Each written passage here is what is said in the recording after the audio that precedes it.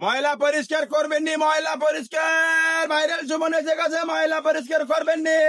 বাবু দাঁড়ান। জি দাদা, আসেনি ময়লা পরিষ্কার করার? আছে 12 পাটের পরিষ্কার করতে হবে। এত বড় মাঠ, ওর তো মাল প্রচুর হবে দাদু। আপনি কত টাকা দেবেন?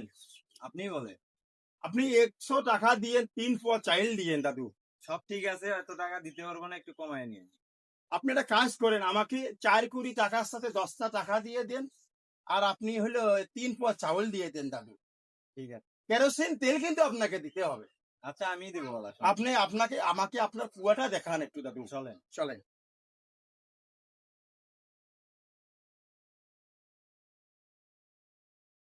বাবু এটা আমার টয়লেট। একটু সাইড হন দাদা, আমি দেখি একটু কি অবস্থা চলে। এটা তো জটিল জটিল অবস্থা দাদু। ওরে বাবা রে বাবা, আপনার তো এটা তো প্রচুর মাল আছে দাদু, এটা তো আমার ব্যাপারটা হয়ে যাবে। আমার তো 3 পোয়া চাউলে হবে না। আপনি কেরোসিন তেলটা নিয়ে আসছেন দাদা, আমি একটু চেষ্টা করে দেখি, আমার অনেক পরিশ্রম হবে। দেখা যাক ভগবানে কি করে, চেষ্টা করব আমি। আচ্ছা, আমি কেরোসিন তেল আনছি। আচ্ছা যান, আমি এগুলো সব সাইজ করে নিচ্ছি। আহ,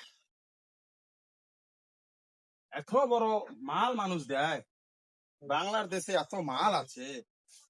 চেষ্টা করি দেখি ভগবান কি করে, আজকে চেষ্টা করি, দেখা যাক কি হয়। তো বড় কষ্ট হয়ে যাবে, শেষ বেলায় এসেছি, বড় কষ্ট হয়ে যাবে আমার জন্য।